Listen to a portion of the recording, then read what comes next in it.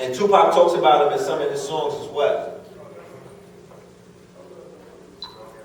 All right, Geronimo G. Giga, also known as Geronimo Pratt, born Elmer Pratt, was a high-ranking member of the Black Panther Party. The Federal Bureau of Investigation targeted him in a COINTELPRO operation, which aimed to neutralize Pratt as an effective Black Panther Party functionary. Pratt was falsely accused, tried and convicted of the kidnapping murder of Carolyn Olsen in 1972 and spent 27 years in prison, 8 of which were in solitary confinement. Pratt was freed in 1997 when his conviction was vacated. He was working as a human rights activist up until the time of his death. Pratt was also the godfather of the late rapper Tupac Shakur. He died of a heart attack in his adopted country, Tanzania, on June 2nd, 2011. All right? And, coincidentally, when Johnny Cochran began to take up a case against reparations against the United States government, he also coincidentally died of a brain aneurysm. How many people are aware of that? He was on his way to bring charges against the United States government for reparations for the people. Okay, he was compiling, and you know how, if anybody saw the OJ case, you know how crafty the brother Johnny Cochran was in his argument. All right, so he was murdered, or he died mysteriously. You know what I'm saying? Now, I always want to question, because everybody running around on this Tupac stuff. Tupac this, Tupac that, Tupac's back. But if you say that you love Pac, and that you say that you're about Pac, then your music will reflect that. Wouldn't it? Your movement will reflect that. Wouldn't it? Your stance, your political, your socio-economic stance will reflect the fact that if you say that you love Pac, that you really will love Pac. And I just showed you the DNA of Pac. I just showed you who Pac's Council of Elders are. You know what the Council of Elders are? Those are the people that give you your viewpoint. That's like when we were youth. If we grow up on the block and whatnot, and you got the hustlers and all of that, and they raise you up, and then you got the rappers that come out like, yeah, I was raised by the streets and all of that, pimps and all of that. You know, they was the first ones to show me love, and the hustlers and the killers and all of that. So that's my Council of Elders. That's my environment. I'm a product of my environment. But Tupac's product, the product of his environment, was Black Panther Party revolutionaries, people that were actually going against the so-called status quo to demand that, you know, our people deserved more than they were getting. You know what I mean? You know, that no justice, no peace thing. But they were taking it a step further. So, for all of the rappers that say that they love Pac, by show of hands, how many, or by show of hands, and I'll ask you if you have a name of a certain rapper, how many people do you know have emulated the revolutionary stance of Tupac Shakur since he's died? Who would you say that is? No. I'm saying, after he, I'm sorry, let me rephrase this. After he died, some of the rappers who stepped up, who came into the game after he died, who, you know, because, yeah, they started getting tatted up. After that, they went bald head. Ja Rule was bald headed with bandanas on and everything. But who exemplified that whole spirit of Tupac? No one. Soulja Slim, but he was underrated. Okay, all right. I could understand Soulja Slim to an aspect. He was on his street revolutionary. You know, he was banging. You know what I mean? Shout out to that brother Soul and all of that. But for the most part, the rap game has dropped the ball when it's come to basically showing the world or keeping that brother's spirit alive. But they say that they love him. Alright? Now, Immortal Technique. Immortal Technique. That's one. And I definitely will say that Immortal Technique has represented, beyond a reasonable doubt, that spirit of revolutionary, no holds barred, no apologetics, you know what I mean? And keeping it, not selling out, non-commercialism. Immortal Technique fits that mold to a high, and he's from Peru. Okay? Now, a lot of the artists to today have either been to jail or their entourage and the people who have influenced who they are have been to jail. In the studio sessions, when they smoking blunts and all of that, sipping on Hennessy, they crew and whatnot, the whole, the team that's with them, a lot of them did a bit. A lot of them did about 5, 10, 15, 20. Now, anybody that's done time in jail, whether it's county, state, or federal, knows that there's a high population of Aryan Nation brotherhood. Okay? Neo-Nazism is very rampant in the jail system. Alright? Now, if I was a rapper who did some time, and I came home, and I want to write against my enemy, and I want to bang on somebody, you feel me? And I want to ride on my enemies, like Pac was talking about. Do all of those blunt sessions and whatnot of reminiscing about who's the target. Chances are, I will come up with the Aryan Nation. Or I will come up with some neo-Nazis. Or I will come up with some people who have blatantly said, nigga, we will kill you. And nigga, we prepared to kill you. Because when you go on YouTube, that's all you see. You feel what I'm saying? But what they've chosen to do, time after time after time after time, song after song after song, mixtape after mixtape after mixtape, is to ride on each other. Right? Now, in no ways and means am I advocating violence in no way. I'm just, using a little bit of common sense. Asking the family, let's just think about some things. Now, the history of Tupac Shakur was one who addressed the situation of those white supremacists and the so-called, neo-Nazi movement and whatnot. He was banging on them. He had an incident where, he was acquitted of shooting 2 police officers who tried to shoot him. So, in Atlanta, in the South, the home of the KKK, and I'm living in Atlanta right now, and I'm here to let you know that it hasn't gone anywhere. And as we can see with the incidents with Trayvon Martin, this whole Jim Crow KKK mentality has not gone anywhere. It has masked itself and put on police uniforms and judge robes and whatnot, and they basically, they just incorporated themselves. They ain't going nowhere because they never got tested. You feel what I'm saying? They never got tested. Check. Nobody never tested them. They never got their chins checked. Nobody never did anything. They never even got prosecuted for the hangings that took place. If Jesse Jackson is still alive and all the other elders of the civil rights movement, then the people that was hitting them with bricks and spitting in their face and smacking the shit out of them, they're still alive. Okay? And nothing whatsoever ever happened to them. They got let go, scot-free. So they're still making money. You dig what I'm saying? They helped develop Atlanta. They helped develop the subdivisions. They helped develop the strip malls. They own those things. And what they do is they move into the outskirts and they sell us the property.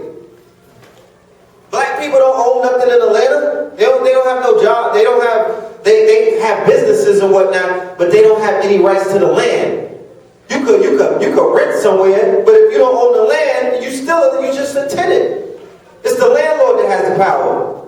So the good old boys, the KKK, all of these rednecks and whatnot, they still have power in the South.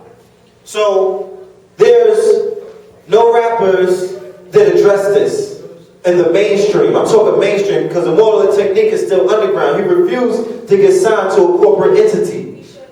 But no, he should not, because they'll compromise him. But there is no mainstream artist that I know of these days that has ever took the stance to address these issues. Now, we always say with the Trayvon Martin incident, the hypocrisy in our people was this. If George Zimmerman, right, name was George Williams, or George McDonald, George Jackson, or George Jackson, and he was of a darker hue, right? If he was a Negro, African American, whatever we call him these days, and he was the one that killed young Trayvon Martin, you think not would nobody care, you think niggas will be marching? You think will we be humbly asking people to arrest them and being all patient? Would they not shoot his house up? Huh? Would they turn his porch into Swiss cheese if they put his address on Twitter? It was like, this is where he lives? Or if they saw him walking down the streets, he would get his wig pushed back. That's how we deal with each other. It's called people's court. We deal with each other in the worst ways. You understand? Due to self-hatred and due to so many other things, we deal with each other with an iron hand. There is no marching. But when it comes to other people that do our people in a way, we begin to act all, civilized. We all of a sudden we get culturized. All of a sudden we begin to beg and borrow. We start chanting, we want to sing songs and whatnot and march and cry, buy Skittles and iced tea. Like, what the hell is that? What is that? Why are we posting pictures on Twitter asking a question, am I next? That's a question that somebody can answer. They'll answer that. You feel what I'm saying? There's no power in that. What the hell are you asking, am I next? Like you want to answer for that. Why are rappers putting pictures of hoodies on like that's a show of some kind of revolutionary act? What the hell is that? Why was there only a $10,000 bounty to get this man arrested? I seen $10,000 get spent in the club this weekend? Or bottle service? Like that's nothing. The young man got killed during the All-Star weekend. You know how many times $10,000 got spent out there? He's from Miami, Florida. Rick Ross, Lil Wayne, DJ Khaled. You dig what I'm saying? All of these niggas is from Miami. They didn't say nothing. They didn't put up any kind of bounty.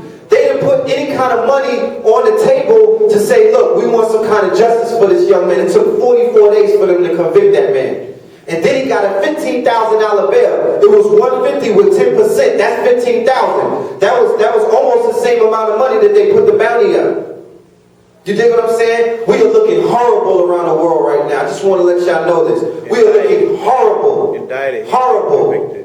He got indicted. He didn't even get convicted. The world was watching Black America during this incident. Niggas think that they got a victory. You look horrible around the world. You look so weak.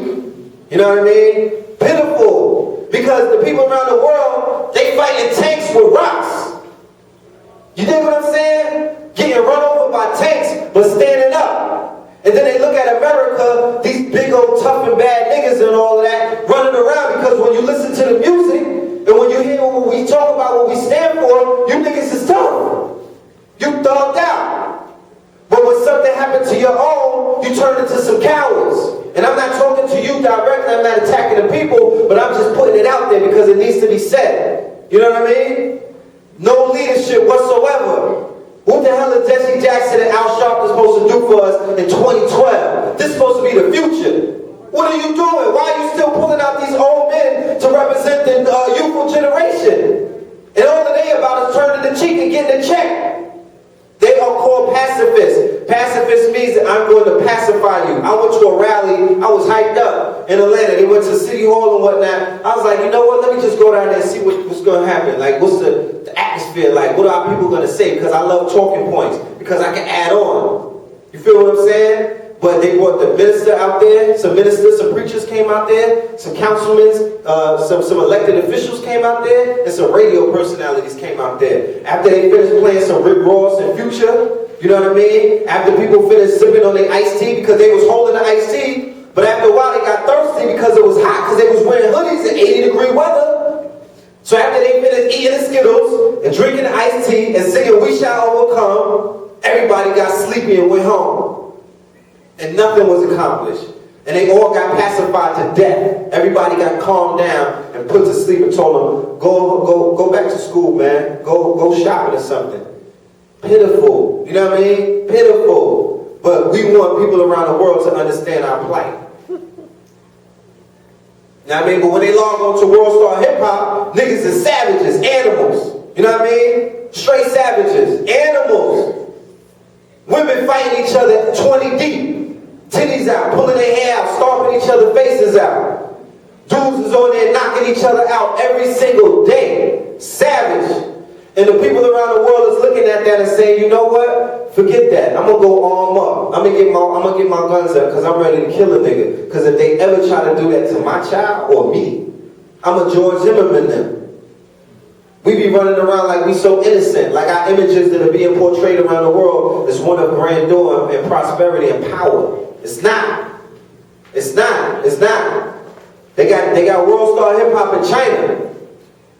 And that's what they see. That's how they seeing us. They showing Bad Girls Club, Atlanta Housewives, you name it. I Love New York, I Love Money, all of that bullshit is being broadcast around the world as an image of who you are. You dig what I'm saying? And images shape realities. So when they look at you and when they're ready to kill you, you gotta understand what that's about.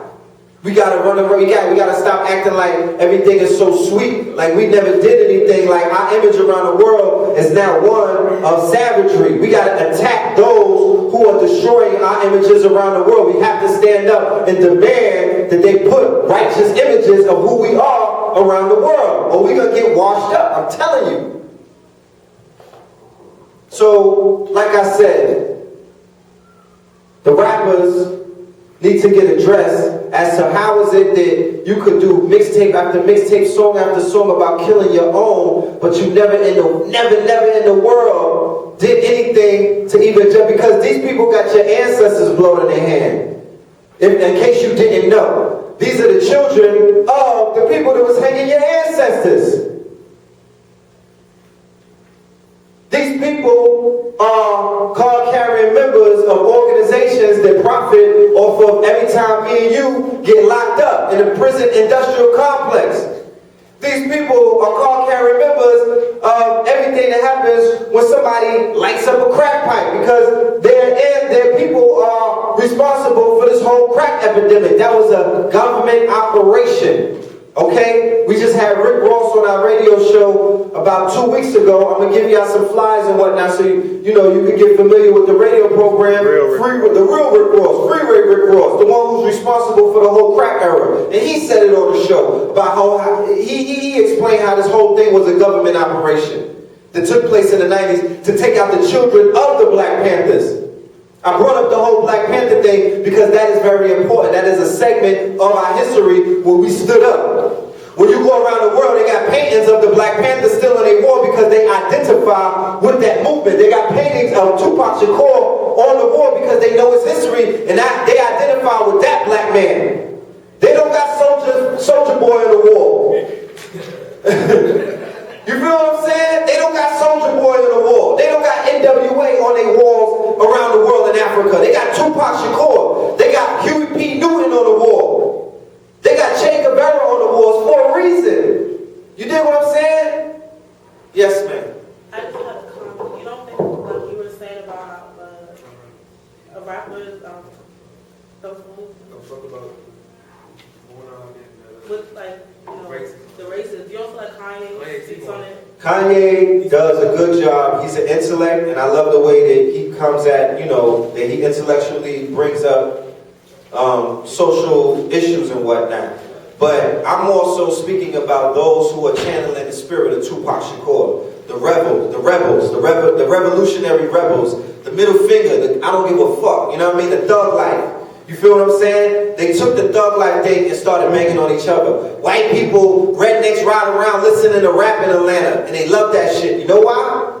Because it's niggas killing each other. They can relate. They don't feel no threat when they put a mixtape on. They have no threat whatsoever. They actually enjoy it because it's speaking to a part of them that, basically is like, these niggas are doing the work for me. Every time they turn on the news and pick up the newspaper, they're satisfied. They could go sip on the porch and drink lemonade and smoke an L because they're like, yo, niggas is putting in work on each other. We're good. We don't even have to show our face. So what we do is we put on correctional outfits, we put on police uniforms, we put on judge robes, and we are working that side of the fence to wash these dudes up. That's what they have. That's who they have turned into these days, elected officials. And we are the ones who are putting in the work for them. If you selling crack in the streets, you working for them. You ain't working for the hood. You ain't working for your ancestors. They put that in the hood to destroy us, and it has destroyed us as a culture. Like I said, I come from an era before crack. I know what it was. A lot of y'all don't know what it was. You don't have no idea about what society was before crack hit. I'm here to let you know that that shit was a bomb. That was a weapon of mass destruction that destroyed the social structure, the family structure of our society that we know of today. It destroyed it destroyed about 4 generations.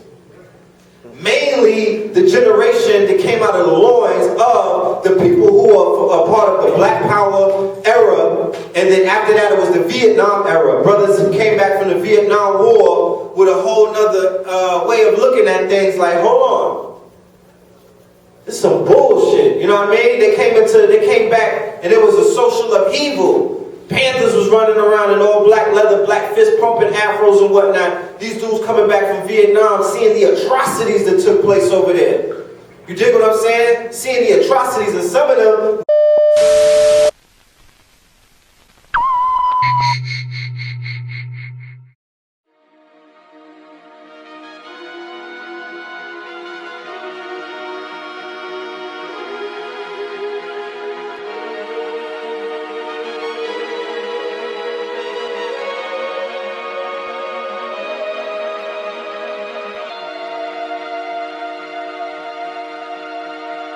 Superstar, what the fuck have you created, man?